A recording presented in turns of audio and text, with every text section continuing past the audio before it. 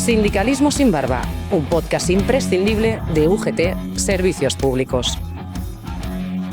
Buenos días, estás escuchando Imprescindibles, Sindicalismo sin barba. Somos Monse y Luz. Hola Monse, hoy tenemos un programa muy especial. Vamos a hablar de quién pone el precio a nuestro trabajo, o dicho de otra manera, quién decide lo que cobramos a final de mes. Y una pregunta muy interesante, ¿por qué los trabajos que tradicionalmente desempeñamos las mujeres se valoran o se pagan menos que los trabajos que tradicionalmente hacen los hombres? ¿Me estás diciendo que vamos a cobrar más? Oye, ¿hoy has ¿Es llegado? una introducción para decirme que esto va mejor o qué? Te veo que no estás contenta con el sueldo, ¿no? Que algo ha pasado. No. Es que he mirado mi nómina y la verdad es que, bueno, pues estoy muy borde. Te lo tengo que decir porque es que no me han subido ni un duro. Estoy igual que el mes pasado y así no, ¿eh? Así no. Con lo que tú trabajas, con lo que tú vales, mi niña. Bueno, y te preguntas, ¿tú alguna vez te has preguntado, pues, quién decide lo que tienes que cobrar? Me lo he preguntado muchas veces y no encuentro una respuesta. Así que vamos a ver si aquí la podemos encontrar. ¿Cómo es eso? A ver, ¿Tú qué piensas? Puede ser. voy a ser un poco burda, voy a ser un poquito sencilla, pero a veces pienso que es como la negociación que yo suelo tener con mi hija a la hora de darle la paga. Oye, mucho más difícil. Qué difícil es eso, ¿verdad? Muy difícil, mucho más difícil que negociar un convenio. Hoy vamos a tener a Isabel aquí y seguro que nos da la razón, porque negociar con las hijas es muy complicado. Bueno, ¿cómo es negociar con tu hija la paga? Que debe ser como poner el precio al trabajo. Pues lo primero que tenemos que pensar es el precio de la vida. ¿Cuánto cuestan las chuches, el cine, el parque de atracciones? Lo segundo, y muy importante, ¿qué pagan las demás madres y padres a sus hijos y a sus hijas? Porque claro, le dicen, el mercado está como está. Y ella dice, oye mamá, que a la vecina le pagan tanto. Y esto también es muy importante. Y por último, y no menos importante, los trabajos extras, que serían los complementos. Por ejemplo, si friega los platos, si saca el perro, que ahí me dice, hay peligrosidad, que el perro es un bendito, pero hay peligrosidad. Si riega las plantas o baja la basura, pues todo esto son complementos. Entonces yo me imagino que cuando se piensa que te van a pagar a ti, pues piensan todas estas cosas. Pues efectivamente, por ahí va la cosa. Pero bueno, es un poquito más complicado. Mira, está el valor de mercado, la oferta y la demanda, si hay profesionales disponibles o no. También está el valor que tradicionalmente se le ha dado a cada trabajo, el salario interprofesional, que además ahora ha subido un poquito, así que vamos bien. Luego, si se necesitan estudios para realizar la tarea, las condiciones en las que se les realiza ese trabajo, por ejemplo, lo que estabas comentando del perro y la peligrosidad, ¿no? Y luego, si se hace en la calle o se hace en la oficina, si tiene horarios nocturnos, si entraña riesgo, y claro, está la negociación colectiva. Porque, bueno, si alguna escuchante no lo sabe, la negociación colectiva es el trabajo que hacen los representantes legales de los trabajadores con la empresa para fijar las condiciones laborales de la plantilla, de los trabajadores y de las trabajadoras. ¿Lo entiendo? Sí, pues muy parecido a lo que te decía de la paga, pero un poquito más complicado. Claro, tú te explicas muy bien, Monse, tú te explicas muy bien y lo haces muy bien. Como tú, venga, vamos a echarnos flores. Bueno, pero vale, lo entiendo. Pero según tu teoría, esto tendría que ser neutro, es decir, lo mismo vale para un hombre que vale para una mujer. Y sin embargo, no sucede así. O sea, yo cuando pienso en trabajos, por ejemplo, lo que gana un broker de la bolsa. Ay, los brokers, ¿qué hacen los brokers para ganar tanto? Pues cobran una pasta. Si pegan muchos chillidos, cobran una pasta.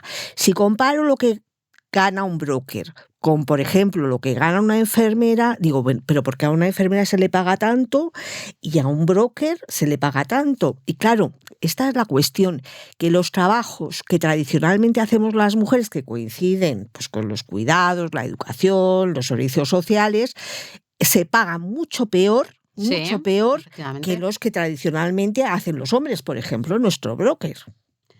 ¿Te digo yo por qué pasa eso? A ver. Pues porque somos unas pringadas desde tiempos prehistóricos y la verdad es que Cuando se hace la valoración del trabajo se tienen en cuenta factores como la formación, la experiencia, la responsabilidad o las condiciones laborales, como tú has dicho. Pero, y eso es así, lo sorprendente es lo que acabas de decir, que hay trabajos feminizados que finalmente, con todas estas variables iguales que los masculinizados, sin embargo, se pagan mucho peor.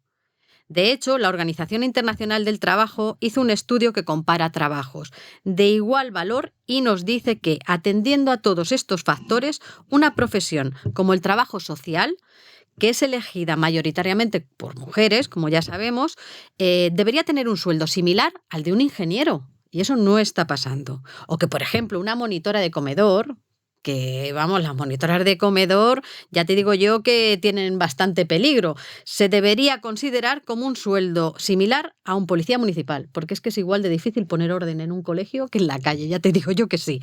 Y aún más chocante resultan las conclusiones que sacó en este análisis cuando se estudia el trabajo de los pilotos de aviones y el de las azafatas. Comparando la complejidad de ambos trabajos, podríamos decir que la Organización Internacional del Trabajo afirmó que los sueldos deben ser similares.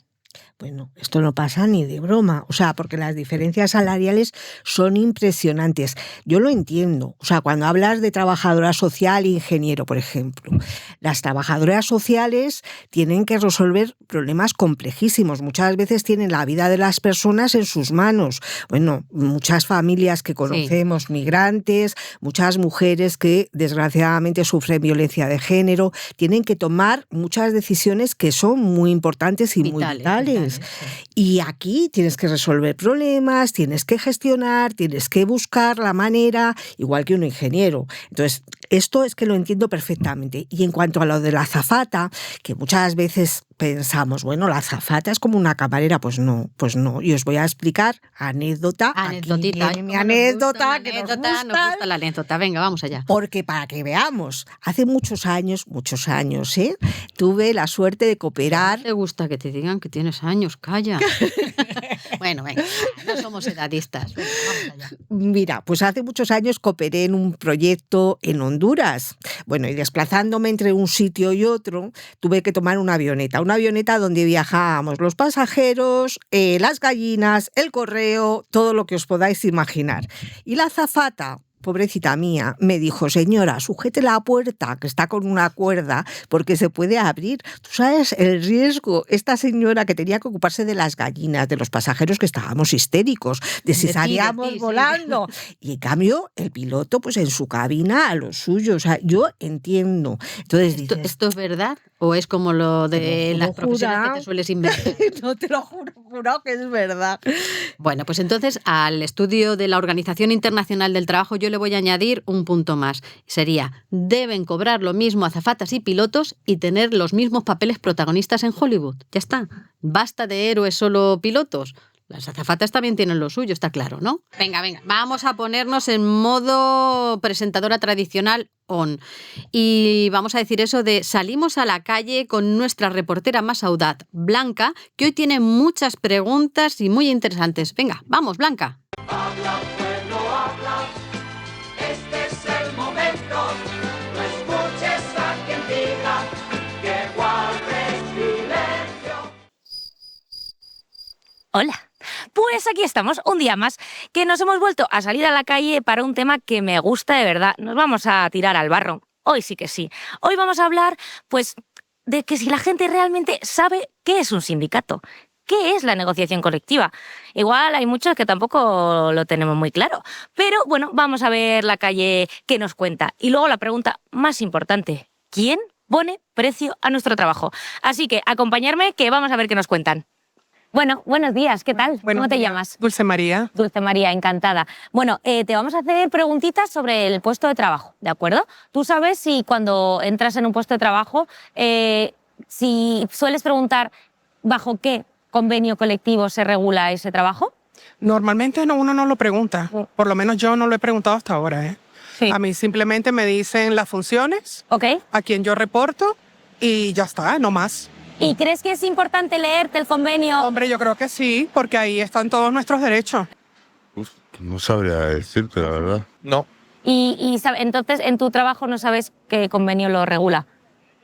El de industrias químicas. Muy bien, lo sabes Sí. primero que lo sabe. Porque al parecer hay gente que no sabe qué convenio regula su puesto de trabajo. ¿Crees que es importante que la gente conozca bajo qué convenio está su puesto de trabajo? Hombre, pues es bastante importante porque si no sabes lo que cobras o las condiciones que tienes, te pueden engañar como quieran. Sí, es el convenio de formación y universidades. Vale, ¿crees que la gente conoce el convenio en el que suele trabajar? No, de hecho, llevo un año trabajando ahí y hasta hace 15 días tuve que buscarlo para un permiso que tenía que pedir en el trabajo. Entonces tuve que informarme previamente Efectivamente. cuál era el convenio que tenía, porque es algo que no se sabe muy claramente desde el primer instante en el que se empieza a trabajar. Muchas veces escuchamos en la prensa, leemos en la prensa, perdona, se negocia un nuevo convenio. ¿Quién negocia los convenios? Pues yo pienso que es el empresario, el Estado y los sindicatos, creo Ok. yo, que son las tripartitas, ¿no? ¿Quién negocia los convenios? Supongo que el sindicato de trabajadores, ¿no? ¿Sindicato y quién más? Y lo que es la propia empresa. Vale, muy bien, ok, perfecto. Muchas veces escuchamos, se está regulando el convenio de... el tuyo. ¿Quién negocia esos convenios? Pues en principio son los sindicatos. ¿Vale? Y no me acuerdo quién era el otro, no me sale el nombre ahora. Y la patronal. Y la patronal, sí. Eso es. No tengo ni idea. ¿No sabes cómo se negocian los convenios? Los sindicatos forman parte de la negociación de los convenios, ¿vale? Entonces, ahí te voy a preguntar, ¿quién crees que pone precio a cada puesto de trabajo? ¿De qué depende que cobre una persona u otra en una empresa u otra? Tiene que ver también con el convenio y como con la regulación que haya, si es una empresa privada, si es una empresa pública, pero sin duda tiene que haber un convenio detrás. Ujú. Difícil. ¿Quién pone precio a tu puesto de trabajo? ¿Cómo crees que se regula? Ahí me pillas. No sé si los jefes o depende de cómo trabaje cada uno o tal, pero para mí, o sea, cobramos todos lo mismo y ya si tú produces más o menos, cobrarás más o menos, depende de lo que trabajes también. Los jefes, ¿no? Los jefes, ¿en función de qué? De las horas. Pues a ver, dentro de, por ejemplo, mi empresa, tenemos unos sueldos que son fijos. Luego depende de la antigüedad que tengas, pues ya vas cobrando más o menos, pero sí que he tenido otras empresas que son un poco más piratillas, Laboratorios Alter. Uy, uy, uy, uy, uy. Demetrio, cabrón. Y que bueno, pues depende de cómo caigas, o bueno, más bien del trabajo que hagas, te pueden subir el sueldo o no. Creo yo que en función del mercado, por ejemplo, si te hace falta camarera, que ahorita hay cierta dificultad para conseguirlo, pues yo creo que el mercado te lo va diciendo, ¿no? Creo yo, no lo sé, creo yo. Bueno, toda respuesta es válida. Si queremos conocer vuestras opiniones. Por ejemplo, si te digo brecha salarial, ¿te suena así un poco el término? La diferencia de salarios, ¿no? ¿Entre quién y quién? Hombres y mujeres. Ok. ¿Y crees que hay brecha salarial en nuestro país?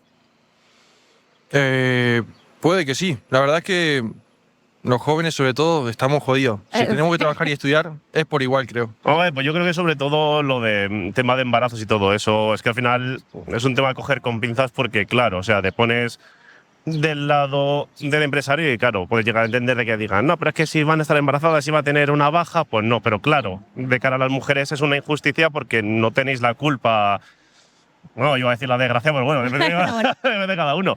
Pero claro, eso yo creo que sí que es el tema más, en tema de género, el más complicado. O sea, en otras cosas sí que a lo mejor puede estar más igualado, pero en lo de los embarazos es que, claro, los hombres no podemos quedarnos embarazados. Ya, Gracias a Dios porque somos muy quejigas. ¿Te suena qué es la brecha salarial? Brecha salarial es el monto que existe de lo que tú haces a lo que debería de estar cobrando, creo yo. La brecha salarial de género en este caso sería la diferencia que existe en una empresa o en un país de lo que cobra un hombre y una mujer. Vale, ¿De acuerdo? Vale. ¿Tú crees que en nuestro país hay brecha salarial de género? Pues sí, sí lo hay. ¿Y por qué crees que Bueno, pues mira, no lo sé. Yo siempre he dicho que, y a lo mejor va a sonar feo, ¿no? Pero España creo que es muy patriarcal en eso todavía. Creo que nos falta mucho madurar. En mi caso tengo 55 años, estoy preparada y todos me lo rechazan. Entonces no sé si es porque soy mujer, si es que tengo la edad o que estoy un poquito pasada de kilos. Entonces no sé si todo eso pues influye un poco, Influye ¿no? en este término. Hombre, claro. para mí sí, y eso no debería ocurrir. Pues nada, compañeras, me he venido aquí un poquito a desconectar porque me he quedado preocupada. La calle no conoce qué es un convenio colectivo, quién negocia nuestros convenios o, bueno, para qué sirve un sindicato. Así que nada, creo que hoy más que nunca nos hemos dado cuenta de la necesidad de que los sindicatos sigan ahí al pie del cañón. Porque, bueno, todas nos merecemos un trabajo digno, ¿verdad? Así que nada, viva el 1 de mayo y nos vemos en el próximo capítulo. Como te había dicho, Luz, esta gente no sabe lo que es la negociación colectiva ni el valor, cómo se le da el valor al trabajo. Y hay que seguir haciendo pedagogía. Tenemos con nosotros a Isabel Araque, que es secretaria de Acción Sindical de UGT Servicios Públicos. Ahora viene un momentito de publicidad. UGT Servicios Públicos, por si alguna escuchanta o escuchante no lo conoce, es la rama del sindicato que protege y defiende a todos los trabajadores de las administraciones públicas, los ayuntamientos y las trabajadoras, pues no vamos a dejarlas fuera. Los ayuntamientos, ministerios, seguridad social, la sanidad, la enseñanza, bomberos, policías, limpieza viaria y un montón de servicios imprescindibles para la vida de la ciudadanía. Buenas, Isabel, ¿qué tal estás? Bueno, bien. A ver aquí, ¿a qué vengo yo hoy? Bueno, pues mira, esto es para que nos cuentes un poquito sobre la negociación colectiva y sobre el tema que estamos tratando, que es quién le pone precio finalmente a los trabajos, ¿no? Comenzamos, ya, directos al turrón. La primera pregunta. Uy, cómo me ha quedado. Directos al turrón. Esto es un poco antiguo, ¿eh? Queríamos, bueno, que queremos ahí, vamos de jóvenes y luego nos sale la cosita. Bueno, la primera pregunta. ¿Por qué los trabajos desempeñados tradicionalmente por mujeres, como limpieza, cuidados, sanidad, servicios sociales, hostelería, están tan mal pagados? Y luego una segunda pregunta. ¿Qué pasaría si las mujeres nos pusiéramos en huelga con todos estos trabajos y todo lo demás? Bueno, yo creo que no sé el tiempo que dispongo para contestar, pero yo creo que necesitaríamos casi una jornada de semana y media para poder afinar de verdad. Pero bueno, vamos, como dices, vamos al lío. Voy a empezar por la segunda pregunta. Vale. Si las mujeres de este país se pusiesen en huelga, pararíamos el país. Eso no cabe duda. Lo primero porque además, en el caso de servicios públicos solamente somos más del 50%. Somos casi el 60% de mujeres las que nos dedicamos a los servicios públicos. Por tanto, habría mucho que decir en esa. Y ahora, ¿quién pone el valor? Bueno, pues creo que esto es un gazpacho importante y complicado de explicar en un minuto. El valor lo ha ido poniendo la sociedad. Y yo la palabra rol no me gusta nunca, no me gusta utilizarla porque cada vez que se usa conectada con una mujer es para algo negativo. Sí. Casi siempre, y sobre todo para hablar de trabajo. Entonces, bueno, pues las características de los puestos de trabajo de las mujeres que me comentaba, hablamos de protección, cuidado, atención, esa devoción, ese amor, esto de que, bueno, pues, como decimos, toda la vida hemos sido o pensado que hemos nacido para estar pendientes de algo o de alguien. Eso nunca se ha valorado.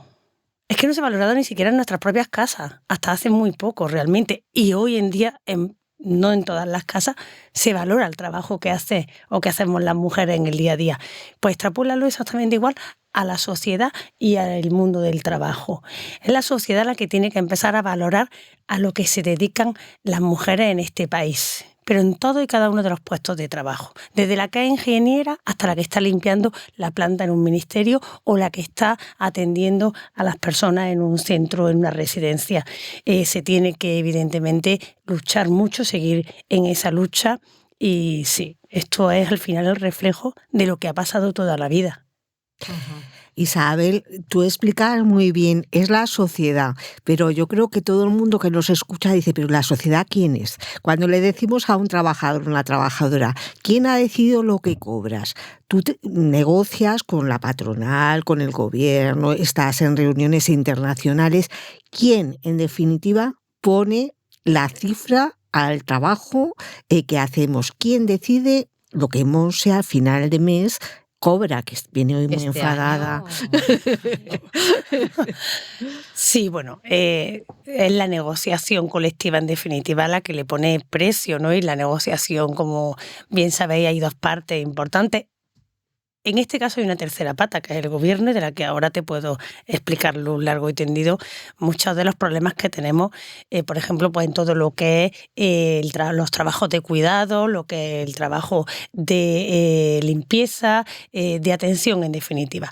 Pero sí, son dos partes importantes las que hay en la mesa, que son patronales y sindicatos, ¿de acuerdo? Pero en esa negociación, además, ¿quién pone el valor? El valor de un salario, por así decirlo, de una nómina, lo que vemos en la nómina, bueno, pues se distingue salario base habitualmente y una serie de complementos. En esos salarios, en esos complementos, ¿qué complementos se ponen en los puestos de trabajo? Pues esto viene a su vez de la clasificación donde tú estás ubicada en un centro de trabajo. Los convenios, los acuerdos tienen una clasificación, pues desde el grupo más alto hasta el grupo más inferior. Esa es la piedra filosofal, esa es la base realmente de la negociación colectiva y ese es el hándicap más grande que tenemos en la negociación colectiva. Has mencionado complementos. Sí. ¿Cómo andamos las mujeres de complementos? Porque hay complementos Fatal. de los más variopintos y... Fatal. Porque es donde realmente se produce la brecha.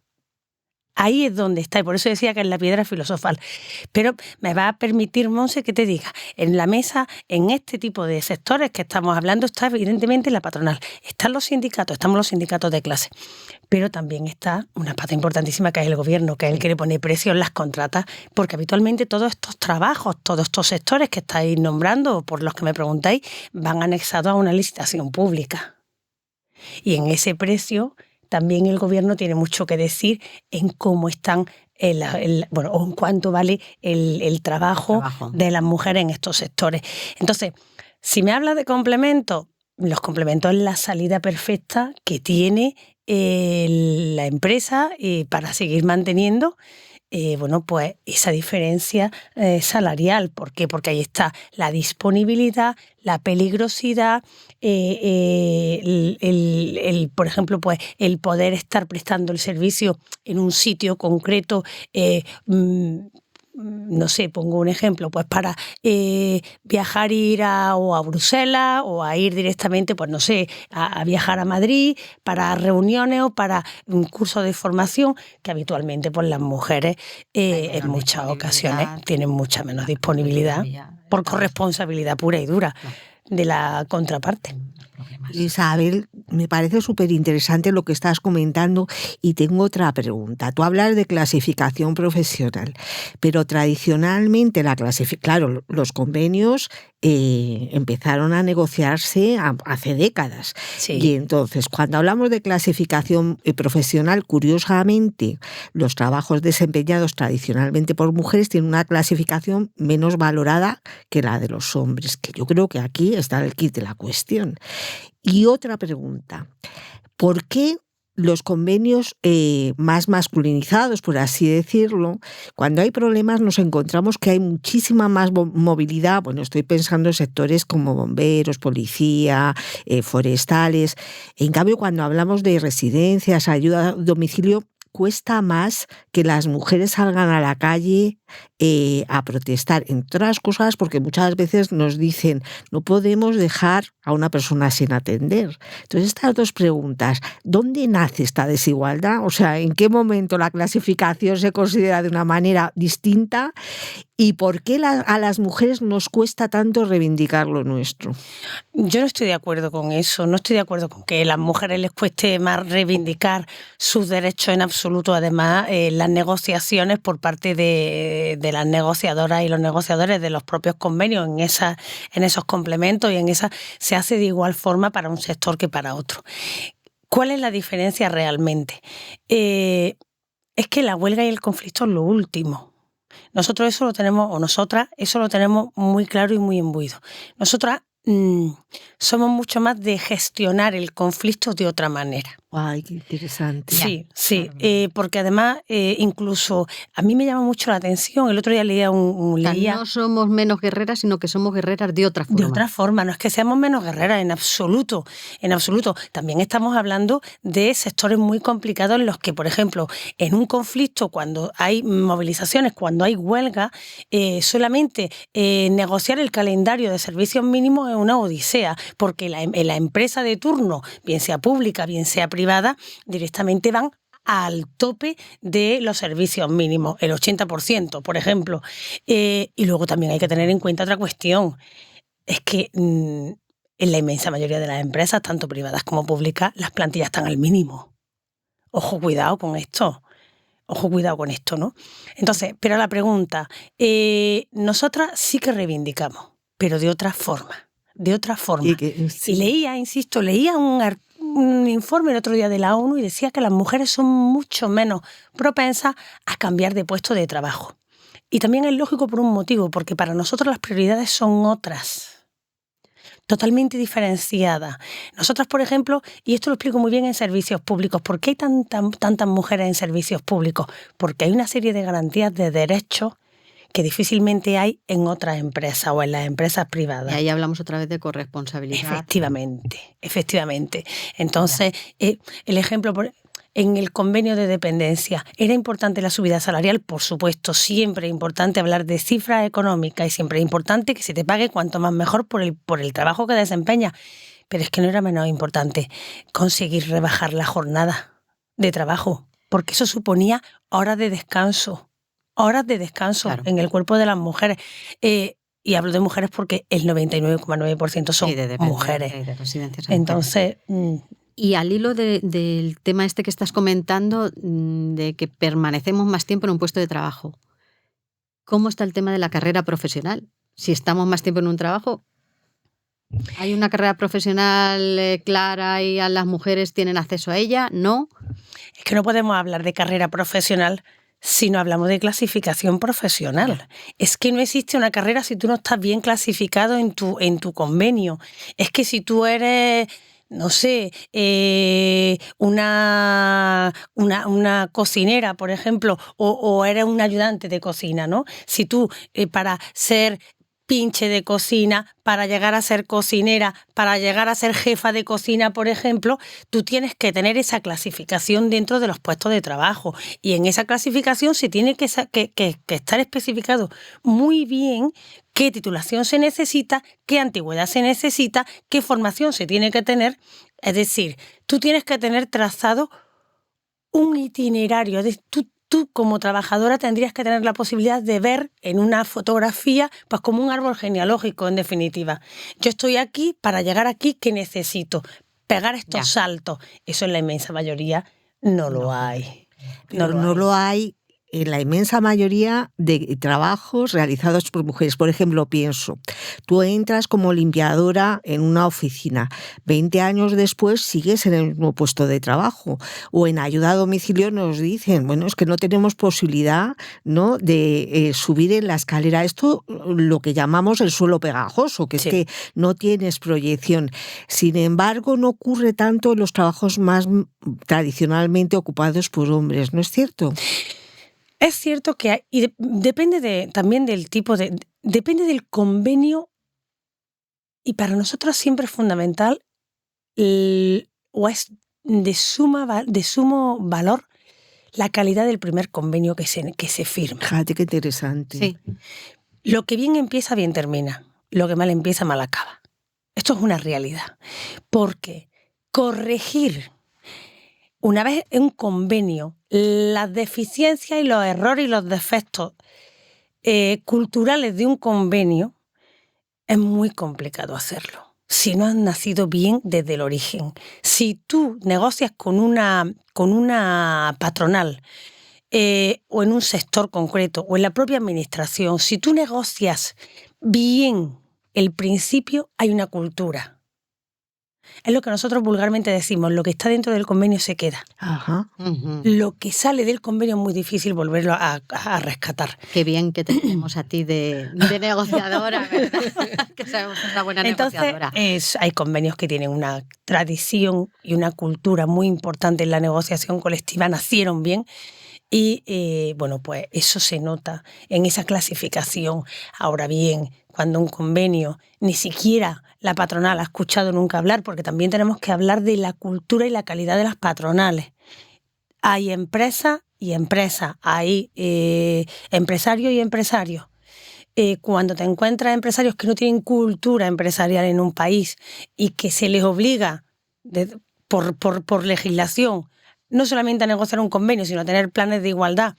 Una persona que no tiene una cultura, una empresa que no tiene una cultura negociadora muy complicada, explicarle ni siquiera qué es una clasificación profesional. Y podríamos poner miles de ejemplos. Bueno, nos quedamos cortas sí, de tiempo, porque seguro. Nos encantaría seguir contigo, pero manda el tiempo. Y no nos queremos despedir sin La Ratonera, que es una sección hemos montado una trampa. No, vamos, es que desde luego, trampa. Y empiezas, Monse. Venga, empiezo yo con La Ratonera. 1 de mayo. Fuerza. ¿Y el cuñadísimo?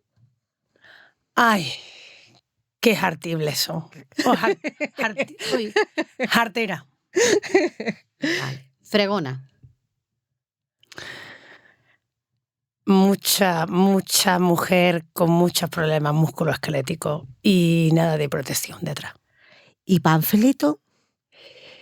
Panfleto, a mí la palabra panfleto que me sugiere cobardía, y esto creo que lo tengo que explicar. Para mí el panfleto es algo que siempre es peyorativo y siempre difama. Yo soy mucho más de comunicado, firmado, de frente, de información de la Unión General de Trabajadores, en este caso mi sindicato, ¿no?, de servicios públicos. Y el panfleto, evidentemente, es la antípoda de todo esto que estoy diciendo. Para nosotros los panfletos no llevan una parte de responsabilidad y de ir de frente. Un panfleto es una cosa, un folleto informativo es otra. Entonces, bueno. Sí, para mí el panfleto unido a sindicato es algo no bueno. Discurso vacío, ¿no? Sí. Y ahora acabamos con una bonita, compañera. Lo mejor del mundo, para mí lo mejor del mundo, las compañeras vamos, lo mejor del mundo, lo tengo clarísimo. Bueno, Isabel, es un placer tenerte a ti. Eres una compañera entrañable. Sí, compañera, muchas gracias. Estamos encantadas. No queremos que te vayas con las manos vacías, pero tampoco tenemos dinero, somos sindicalistas pobres. Entonces, lo que te ofrecemos es el pack de la sindicalista, el pack de la ¡Qué miedo me da! El kit de la protesta. A ver, qué miedo me da.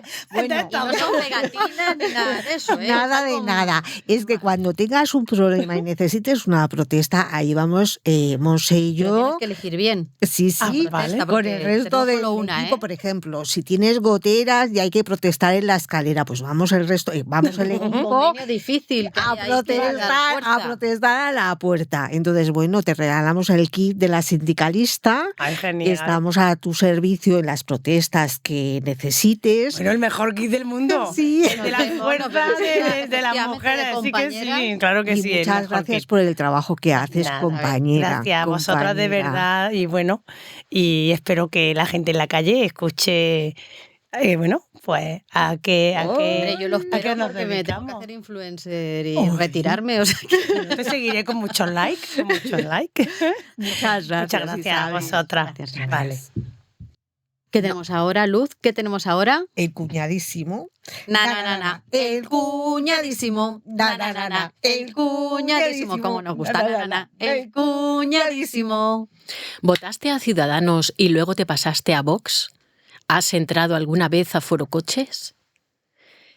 ¿Afirmas que no eres machista ni feminista? ¿Eres de los que piensan que las políticas de igualdad han ido demasiado lejos y ahora sois los hombres los discriminados? ¿Eres negacionista del cambio climático? de las vacunas, de la violencia de género, de la brecha salarial? ¿No serás también terraplanista? Si has respondido a 2 o más preguntas en sentido afirmativo, eres un cuñado como la copa de un pino. Muy buenas, Luz, Hola, Monse. Mónica, ¿Cómo estáis? ¿Qué nos traes hoy? Hoy vengo con datos y reflexiones para ver quién pone precio a nuestro trabajo y quién decide que las mujeres tenemos que ganar un poquito menos que los hombres. Por ejemplo, el sector de la dependencia. Creo que las que estamos aquí y la mayoría de nuestros oyentes, y sobre todo oyentas, conocen un poquito la realidad de estas trabajadoras. Para nosotras es uno de los primeros colectivos que nos viene a la cabeza cuando hablamos de precariedad.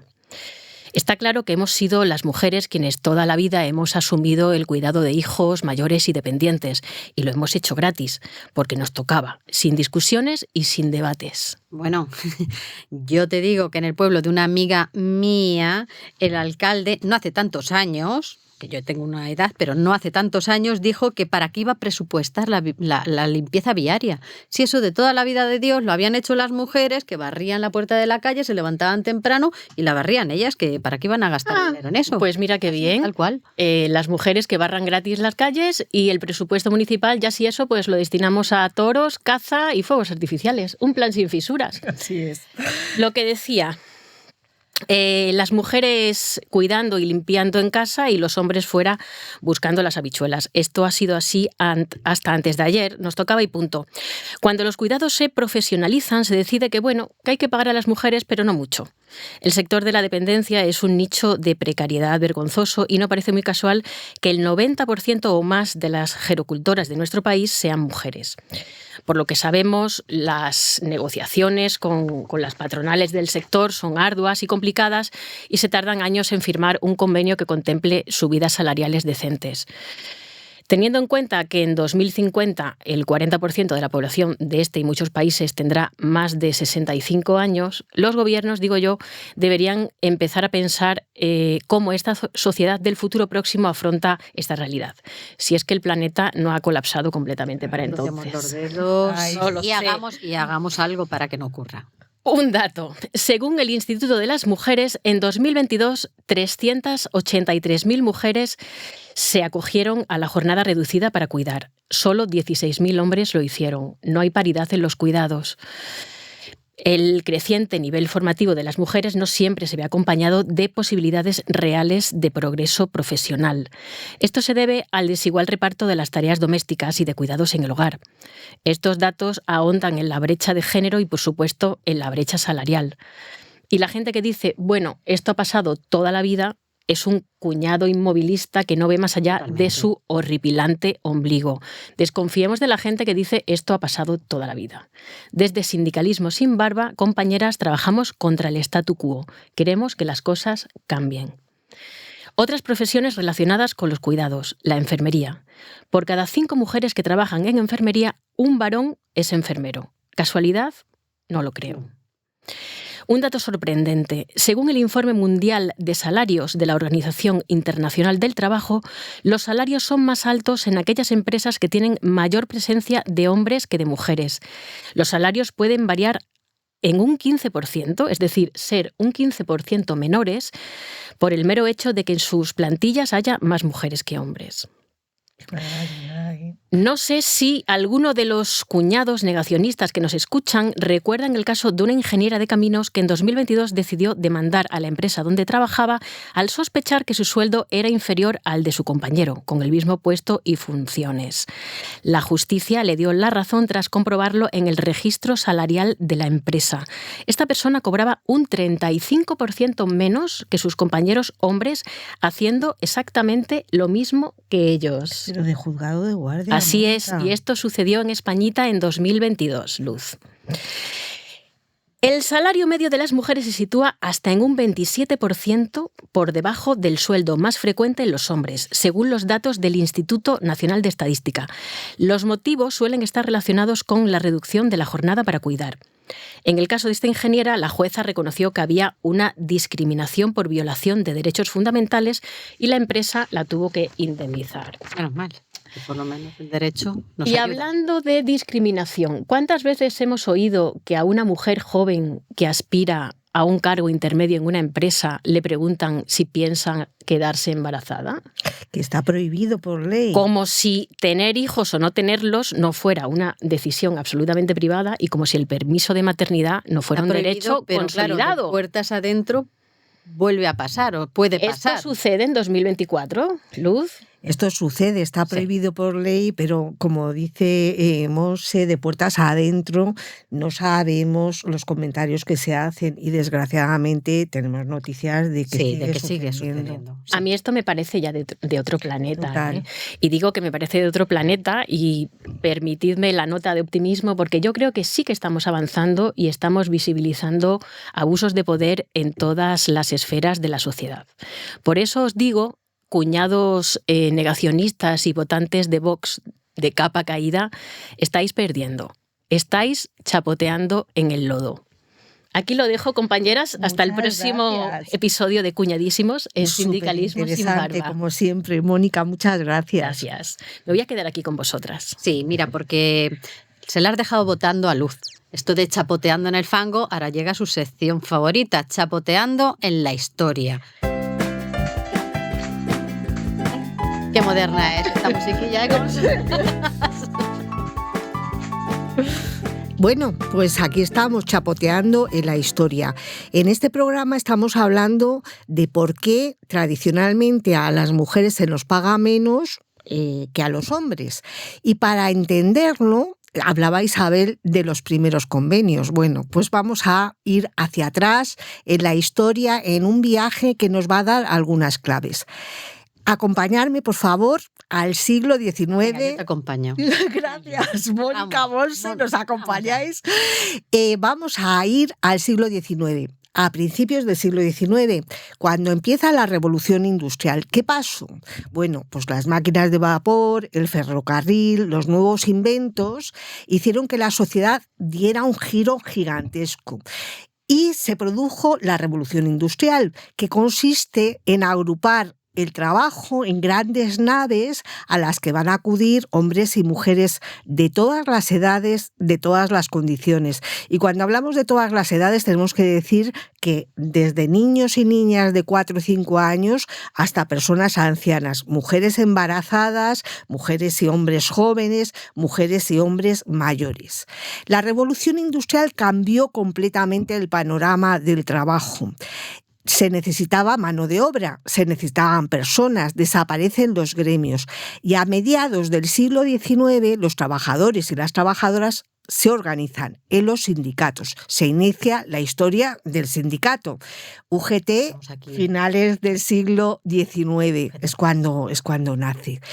Ojo, que esto lo quiero decir, Monse, Mónica, porque es importante. Cuando hablamos de la historia de los trabajadores, no hay que olvidar la historia de las trabajadoras. Las mujeres hemos protestado desde el inicio. Acordaros de las huelgas de las cigarreras, de la ropa blanca, de las huelgas de las mujeres del País Vasco, que eran de armas tomar y estaban en las fábricas de salazón, en las fábricas de conserva. Las mujeres hemos participado siempre. Sin embargo, y esto es el kit de la cuestión, el trabajo de mujeres y hombres desde el inicio no se consideró igual. ¿Por qué? A ver, a mediados del siglo XIX hay miles y miles de trabajadoras, niñas y mujeres en las fábricas, en unas condiciones, imaginaros, 12, 14 horas, con un calor, falta de higiene, mujeres embarazadas, en unas situaciones realmente dramáticas. Y además, las mujeres suponen de alguna manera son un peligro para los trabajadores, porque es mano de obra, o sea, al final estamos compitiendo, exactamente. Y entonces a mediados del siglo XIX empieza a circular un discurso, se empieza a armar un discurso entre economistas, pedagogos, higienistas, políticos, gente de buen pensar sobre si las mujeres tienen que trabajar o no tienen que trabajar fuera del hogar. Aquí tenemos que volver a aclarar que las mujeres hemos trabajado siempre dentro y fuera del hogar. Bueno, pero como ahora el lugar de trabajo es ir a la fábrica, se plantea esta dicotomía y aparece la imagen del ángel del hogar. Estas mujeres que van a dar su vida por los maridos, por los niños, por las niñas. Negación, ¿no? Totalmente. Este discurso que empieza a encajar no es un discurso inocente. No es un discurso inocente y os voy a explicar por qué. Porque, por una parte, decía, no, la mujer tiene que estar en el hogar cumpliendo su papel, su rol, que es de cuidadora, abnegada, su vida está a disposición del varón. Pero, por otra parte, el mercado necesita mano de obra. Esta mano de obra de las mujeres, si es más barata, acorta los costes, es decir, reduce los costes, ¿no? Y entonces el discurso se arma de tal manera muy interesante diciendo, vale, no tienen que trabajar, pero si trabajan, que lo hagan en cortos periodos. ¿Qué quiere decir? Que trabajen mientras no estén casadas. Vale. Mientras no esté casada.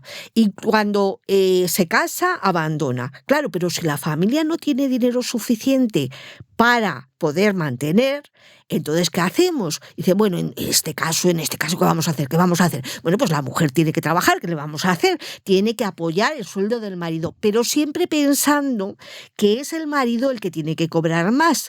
Incluso hay una teoría muy interesante que dice que las mujeres que trabajan producen un efecto de castración sobre el marido, porque se siente menos varonil. Pobrecitos. Pobrecitos. O sea, que encima que trabajas, dices, es culpable. Total, que la teoría que construyeron fue, vale, la mujer tiene que trabajar, pero tiene que trabajar en aquellos espacios laborales que sean menos costosos, menos duros, que se adecúen más a lo que es la mujer en esencia. Pues, por ejemplo, a los talleres de costura, de hilado, a los talleres de papel, de ropa blanca, a los talleres donde se fabricaba los alimentos, ¿no? O se envasaban alimentos.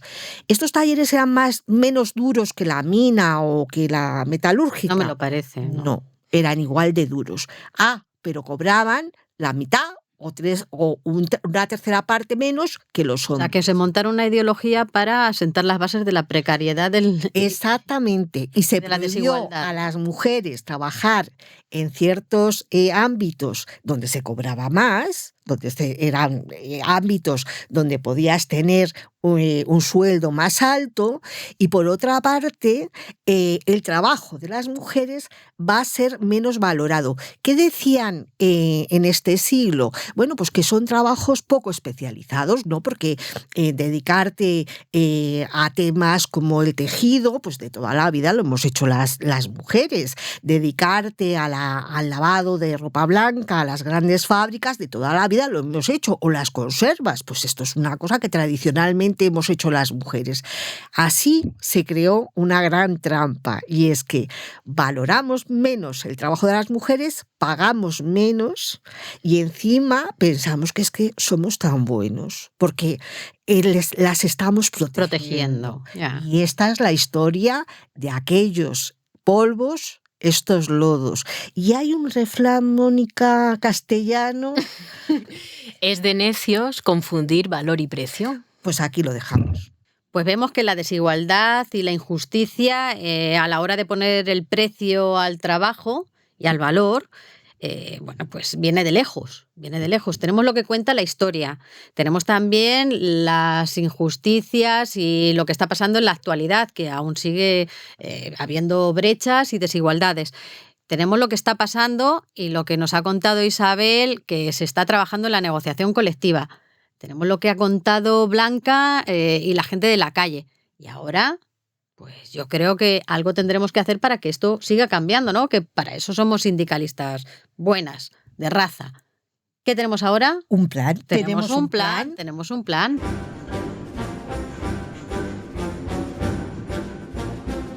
Bueno, con esta música de fondo vamos a nuestro plan. Lo primero que tenemos que hacer... Mi plan era hacerme famosa. Ya me has vuelto a liar otra vez. Irme a un paraíso físico, no fiscal, que yo sigo pagando Impuestos, aunque sea una influencer, yo pago impuestos aquí. Pero veo que algo más habrá que hacer. Hombre, ¿no? Que hemos dicho somos que sindicalistas Venga, y estamos aquí para cambiar lo que está mal. Y entonces, este es nuestro objetivo. Entonces, nuestro primer planteamiento es terminar con la brecha salarial. Vale, bueno. Entonces tenemos, por ejemplo, que concienciar al conjunto de la sociedad para que se pague de forma justa los trabajos que tradicionalmente desempeñan las mujeres. Exactamente. Otra de las ideas que ha dicho Isabel y que es muy interesante es que tenemos que revisar la clasificación profesional e incorporar nuevas valoraciones de los puestos de trabajo para que de una vez, o sea, los trabajos de cuidados realmente se paguen como se tienen que pagar. Bien, y también vamos a seguir trabajando para formar en igualdad a los equipos de negociación colectiva, porque hemos visto con Isabel que era súper importante, para que los convenios nos ayuden a luchar contra la discriminación sexista en el trabajo. Bueno, esto es realmente muy interesante y con este plan, bueno, ya este programa se ha acabado, ¿no? Bueno, solo nos falta una cosita más, incorporar medidas de acción positiva en la negociación colectiva para romper con las barreras que impiden a las mujeres optar por una carrera profesional o de mejoras laborales. Muy bien, esto ya está. Ya está, ya. Pues compañeros y compañeras, Sindicalismo sin barba es un podcast imprescindible de UGT Servicios Públicos, resultado, como no podía ser de otra manera, del trabajo colectivo. La dirección corre a cargo de Luz Martínez Ten y Montse Aro Redondo. Nuestra reportera a pie de calle es Blanca Bondía López. La sección con datos para todos vuestros cuñados la realiza Mónica Sánchez Lázaro, una servidora. La música, imagen y fotos están al cuidado de Paco Díez Dones. En la producción está Aisea Miguela Álvarez y la grabación se realiza en el estudio de Robin Groove. Os esperamos en el próximo programa. Os esperamos.